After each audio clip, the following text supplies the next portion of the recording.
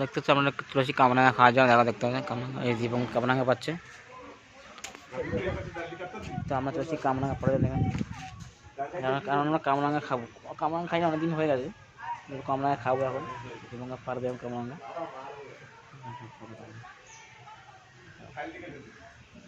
কামরাঙা অনেক কামরাঙা হয়েছে বুঝতে পারছো, আমরা কামরাঙা খাবো আর কি, কামরাঙা খাই অনেকদিন হয়ে গেছে, কামরাঙা খাই দেখি পেছনে দাঁড়িয়ে আছে কামরাঙা দেখো, অন্য দেখো দেখো গাধা দেখো কামরাঙা দেখো গাছে দেখো দেখো দেখতে আছে ভর্তি কামরাঙা। হ্যালো বন্ধুরা দেখতে পাচ্ছ, তো আমরা কামরাঙা পেয়ে নিয়ে এসেছি, কামরাঙা পেরে আনার পর দেখতে পাচ্ছ কত কামরাঙাটা নিয়ে চলে এসেছি। যারা কলা পাতা কেটে নিয়েছি যেন আমরা কিছু রাখার জন্য কিছু আনেইনি আমরা, তো কলা পাতাটা দীপঙ্গ কেটেছে, তো কলা পাতার মধ্যে আমরা রেখে কাটছি কামরাঙাগুলো।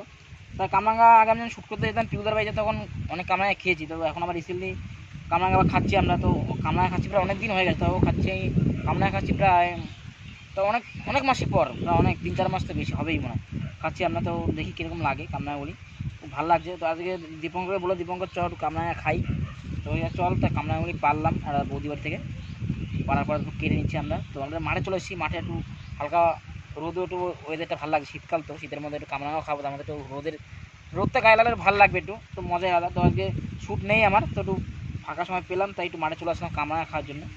তো শ্যুট থাকলে আবার আসতে পারবো না, দীপঙ্করকে মাঠটা দেখিয়ে দাও আমার কোথাও আছে।